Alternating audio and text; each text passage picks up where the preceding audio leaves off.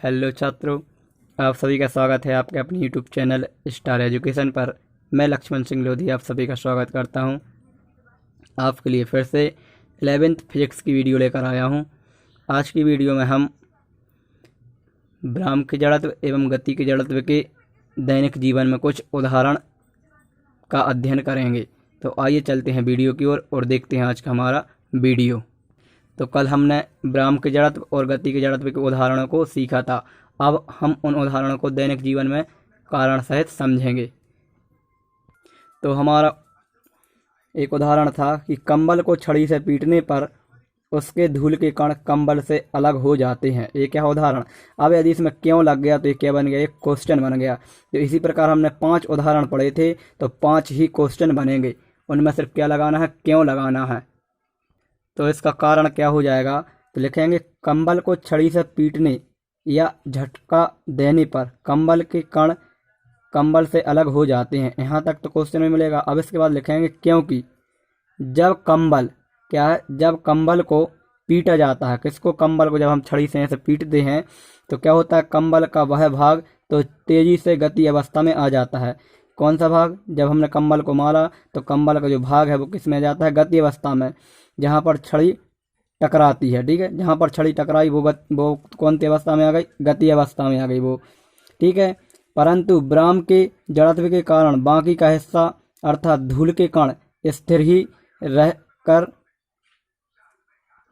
नीचे गिर जाते हैं। या फिर ऐसे बोल सकते हैं कि जब हमने कंबल को छड़ी से ऐसे पीटा तो जिस हिस्से में जो छड़ी लगी है वो तो आ गई कौन सी अवस्था में, गति अवस्था में, लेकिन बाकी का जो हिस्सा है जहां पर धूल के कण और बचे रह गए हैं, जो और शेष हिस्सा बच गया है, वो कौन सी अवस्था में, जड़त्व के कारण कौन सी अवस्था में है, स्थिर अवस्था में। कौन सी अवस्था में, स्थिर अवस्था में है, जिससे धूल के कण पृथ्वी के आकर्षण बल के कारण कहाँ की ओर गिर जाते हैं, नीचे की ओर गिर जाते हैं। ठीक है, तो ध्यान रखना, जब कंबल को छड़ी से पीटा जाता है तो जिस स्थान पर छड़ी लगती है, जिस स्थान पर छड़ी लगी वो हिस्सा तेजी से कहाँ पर आ गया, गति अवस्था में आ गया, लेकिन धूल के कण भ्राम के जड़त्व के कारण भ्राम अवस्था में ही रहते हैं और पृथ्वी के गुरुत्वाकर्षण के बल के कारण कहाँ गिर जाते हैं, नीचे की ओर गिर जाते हैं। ठीक है, इसी प्रकार बाकी और उदाहरण हैं, उनका भी यही कारण बनेगा। जैसे कि हमने एक पहला उदाहरण पढ़ा था कि रेलगाड़ी या बस के अचानक चलने पर उसमें बैठा व्यक्ति पीछे की ओर गिर जाता है। तो इसका कारण क्या बनेगा, जैसे ही रेलगाड़ी या बस चलती है तो बस के अचानक चलने के साथ ही मनुष्य का जो नीचे का हिस्सा रहता है वो तेजी से गति अवस्था में जाता है, लेकिन ऊपर का हिस्सा क्या रहता है, भ्राम के जड़त्व के कारण स्थिर अवस्था में ही रहता है, इसलिए वह पीछे की ओर गिर जाता है। ठीक है, तो ये इसका कारण हो जाएगा। इसी प्रकार आप 5 उदाहरणों के कारण लिख सकते हैं। अब इसके बाद आगे देखते हैं। अब इसके बाद आते हैं गति के जड़त्व के उदाहरण।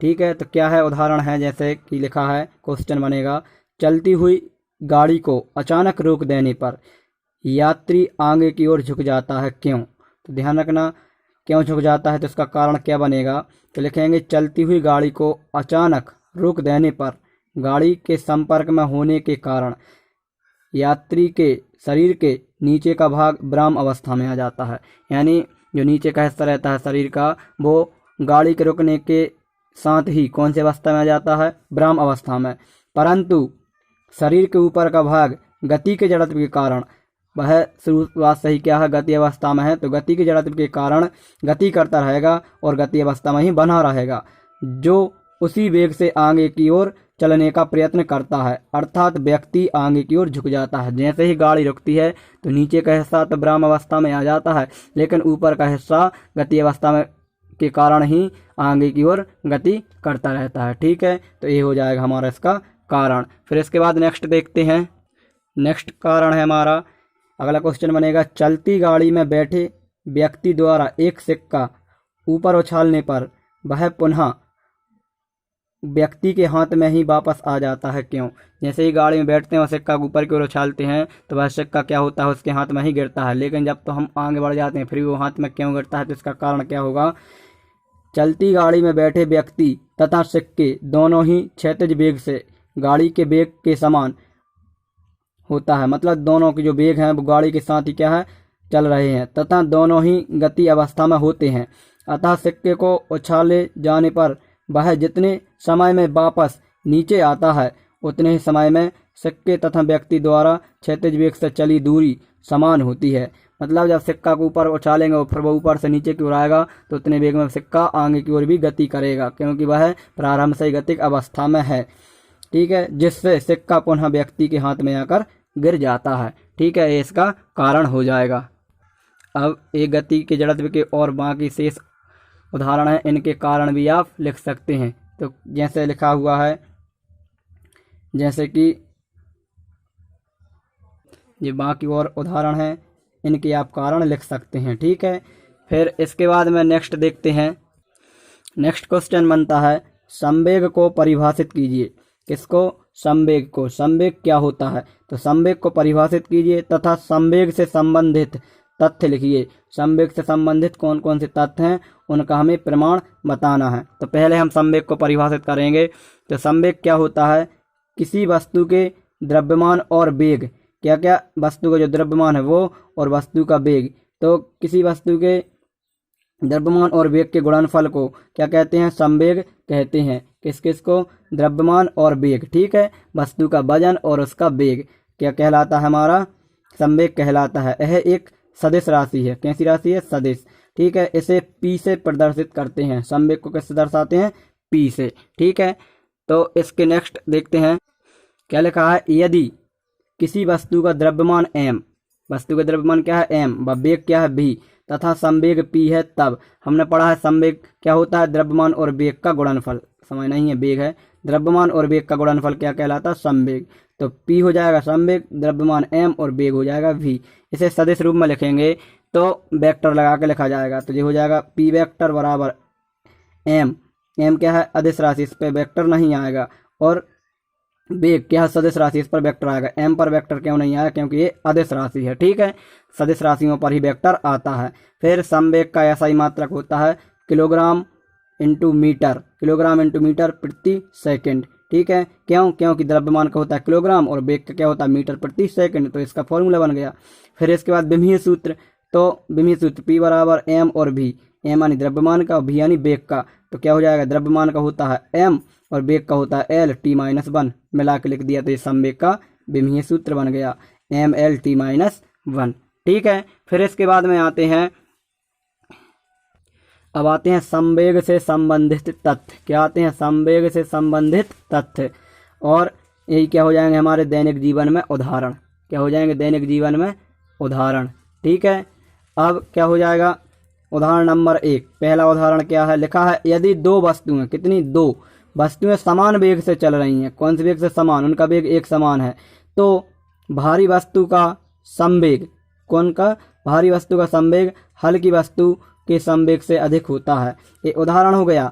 अब अधिक होता है, इसका हमें प्रमाण भी देना है। क्या देना है? प्रमाण। यदि पेपर में आ गया संवेग के दैनिक जीवन में उदाहरण, तो ये तो उदाहरण हो गया। और उन्होंने बोला उदाहरण को कारण सहित स्पष्ट कीजिए, तो फिर इसका हमें कारण भी बताना पड़ेगा। तो क्या लिखा है? दो वस्तुएं समान वेग से चल रही हैं। तो भारी वस्तु, एक भारी वस्तु है और एक हल्की वस्तु है। तो ये बताना है कि जो भारी वस्तु का संवेग है वो हल्की वस्तु के संवेग से कैसा होता है? अधिक होता है, ये बताना है। तो हेडिंग बना लेंगे प्रमाण। तो लिख लेंगे, माना कि दो वस्तुएं, कितनी? दो वस्तुएं जिनमें भारी वस्तु का संवेग, पहली वस्तु है जो भारी वस्तु, उसका संवेग P1 मान लिया, वह द्रव्यमान मान लिया कैपिटल M।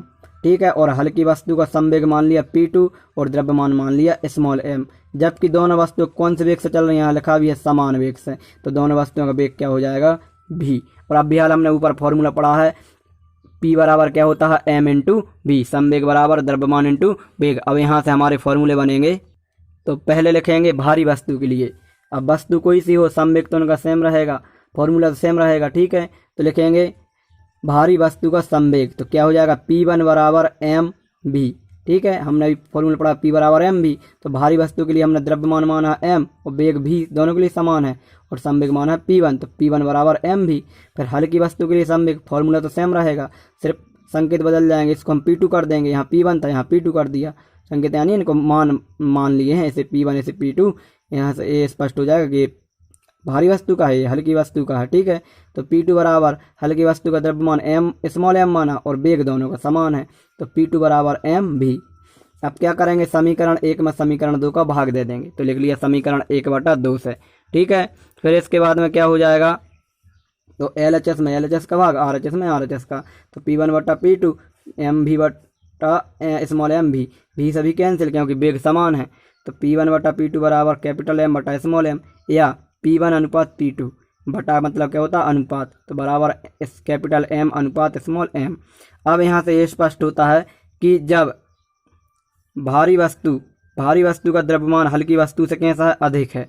जब भारी वस्तु का द्रव्यमान हल्की वस्तु से कैसा अधिक है, स्पष्ट भी हो रहा है क्योंकि भारी वस्तु है तो उसका द्रव्यमान तो अधिक होगा ही। जब भारी वस्तु का द्रव्यमान हल्की वस्तु से अधिक है तो इसके सामने क्या है P1, तो M1 का मान क्या हो कैपिटल M का मान क्या हो जाएगा P1 और स्मॉल m का मान क्या होगा P2। जब इसका मान अधिक है इससे तो इसका मान भी अधिक होगा इससे, तो चूंकि करके लिख देंगे कैपिटल M बड़ा है ग्रेटर देन, जिसकी ओर मुंह खुला रहता है वो बड़ा कहलाता है, तो capital M greater than small m। जब J बड़ा है तो P1 भी बड़ा होगा किससे, इसलिए करके लिख लेंगे P1 बड़ा है P2 से, यानी भारी वस्तु का संवेग हल्की वस्तु के संवेग से कैसा है, अधिक है। यही हमारा पहले उदाहरण का कारण हो जाएगा, ठीक है, प्रमाण हो जाएगा। फिर इसके बाद चलते हैं उदाहरण नंबर 2 की ओर। अब उदाहरण 2 क्या है, जब दोनों वस्तुओं के संवेग समान है। अब वस्तुओं के क्या समान है, संवेग। अभी क्या थे समान, वेग समान थे, अब संवेग, तो हल्की वस्तु का वेग भारी वस्तु के वेग से कैसा होगा, अधिक। यानी जब संवेग समान है तो जो हल्की वस्तु है उसका वेग भारी वस्तु से कैसा होगा, अधिक होगा। कैसे होगा, अधिक। अब हमें कैसे स्पष्ट करके बताएंगे, ठीक है, ध्यान रखना। तो लिखेंगे, हेडिंग बना लेंगे प्रमाण। क्या बना लेंगे, प्रमाण। ठीक है, हेडिंग बन जाएगी प्रमाण, यहाँ लिख लेंगे प्रमाण। प्रमाण करके बताना है, स्पष्टीकरण करके लिख लेंगे। माना दोनों वस्तुएं के संवेग समान है। देखो दोनों वस्तुओं के संवेग कैसे समान है, जो कि P है। दोनों वस्तुओं का संवेग समान है तो हमने सिर्फ P मान लिया। तथा भारी वस्तु का द्रव्यमान कैपिटल M और वेग क्या V1, तथा हल्की वस्तु का द्रव्यमान स्मॉल m व वेग V2 है। तब अब इसके बाद में अब हमने फॉर्मूला पढ़ा ही हुआ है, तो भारी वस्तु के लिए संवेग और हल्की वस्तु के लिए संवेग, तो दोनों वस्तु के संवेग तो समान है, तो क्या हो जाएगा, भारी वस्तु का संवेग P बराबर, अब भारी वस्तु का द्रव्यमान कैपिटल M और वेग V1 क्योंकि वेग अब अलग अलग हैं, और हल्की वस्तु का संवेग P बराबर स्मॉल m V2। समीकरण 1 और समीकरण 2। अब समीकरण 1/2 से कर लेंगे, ठीक है। तो 1 में 2 का भाग देंगे तो LHS में LHS का, RHS में RHS का, ऊपर ये कैपिटल M है, ठीक है, ये V1 है, नीचे स्मॉल m, ये V2। P से P कैंसिल क्योंकि संवेग समान थे, क्या हो जाएगा, P से P कैंसिल हो गया तो 1 बचा, बराबर में कैपिटल M V1 बटा में स्मॉल m V2।